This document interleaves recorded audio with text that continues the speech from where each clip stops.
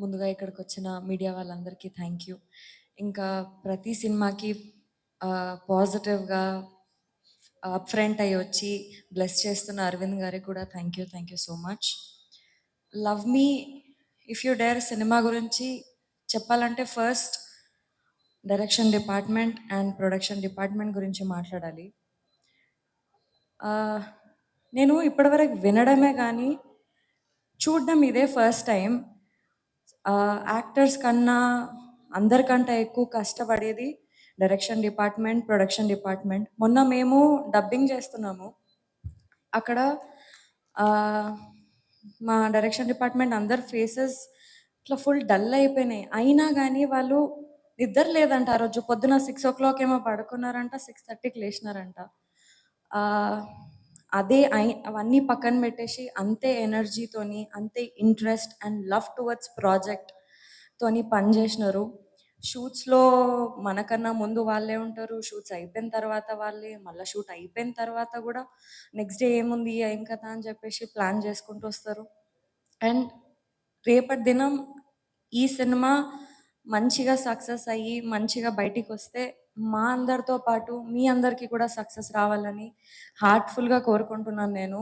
And నాకు నా లైఫ్లో ఎప్పుడైనా అలసిపోయిన ఫీలింగ్ వస్తే నేను మా టీమ్నే గుర్తు తెచ్చుకుంటాను. ఎందుకంటే నాకు చాలా మోటివేషన్ ఇచ్చింది. బలరామ్ గారు, నాగా గారు, మల్లి గారు, భరత్, అందరూ, అకుల్ గారు, అందరూ thank you so much for being inspiration and motivation for all of us. ఇంకా అరుణ్ గారి గురించి మాట్లాడాలి. ఫస్ట్ ఆయన పర్సనాలిటీ గురించి చెప్పాలి నేను మీకు. కొన్నిసార్లు మన హార్ట్ చాలా హెవీ ఉంటుంది, కొన్నిసార్లు మనం బాధపడుతుంటాం, కానీ అది దేనికోసం బాధపడుతున్నామో అర్థం కాదు. ఆ టైంలో అరుణ్ గారి దగ్గరికి వెళ్ళి ఇట్లా ఇట్లా అండి అని చెప్తే ఆయన మనం ఎందుకు బాధపడుతున్నాం, ఆ బాధకి రీజన్ ఏంటో కూడా క్లారిటీ ఇస్తారు. చాలా మైండ్ఫుల్ పర్సన్. అండ్ నేను చాలా నేర్చుకున్నాను అరుణ్ గారు మీ దగ్గర నుంచి. మేబీ నా లైఫ్లో నేను ఎక్కడన్నా లో అనే సిచ్యువేషన్లో వస్తే మీరు చెప్పిన లెసన్స్ ఆర్ మీరు ఫేస్ చేస్తున్న లెసన్స్ అని నేను నాకు మోటివేషన్గా, ఇన్స్పిరేషన్గా తీసుకుంటాను.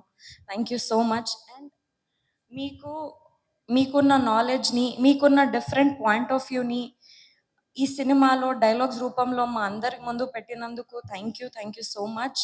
అండ్ మోస్ట్ ఇంపార్టెంట్లీ రాజు గారు, శిరీష్ గారు, హన్షిత గారు, హర్షిత్ గారు, ఇది చాలా డిఫరెంట్ సినిమా. ఈ డిఫరెంట్ సినిమాని కాన్ఫిడెంట్గా నమ్మి పుష్ చేసి ఇంత సక్సెస్ఫుల్గా షూటింగ్ అంతా కంప్లీట్ చేసి ఇక్కడ వరకు తీసుకొచ్చినందుకు, పాజిటివ్ ఎన్విరాన్మెంట్ క్రియేట్ చేసినందుకు థ్యాంక్ యూ సో మచ్. ఇంకా కిరవాణి సార్, మీరు మా సినిమాకి సోల్ లాంటి వారు. ఈ సినిమా అంతా తీయడం ఒక ఎత్తే, మీ మ్యూజిక్ మా సినిమాకి యాడ్ అవ్వడం ఒక ఎత్తు. Thank you so much for that. Bose గారు, thank you so much. Ashish, it was very fun to work with you.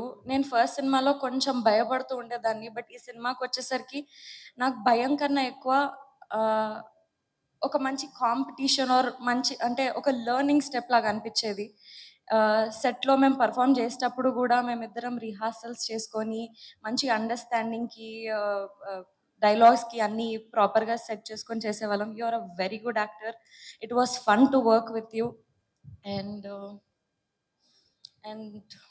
Yes, ఇంకోటి, నేను ఇన్స్టాగ్రామ్లో చాలా పేజెస్ చూస్తున్నాను, వైష్ణవి ఫ్యాన్ పేజెస్ అది ఇది అని.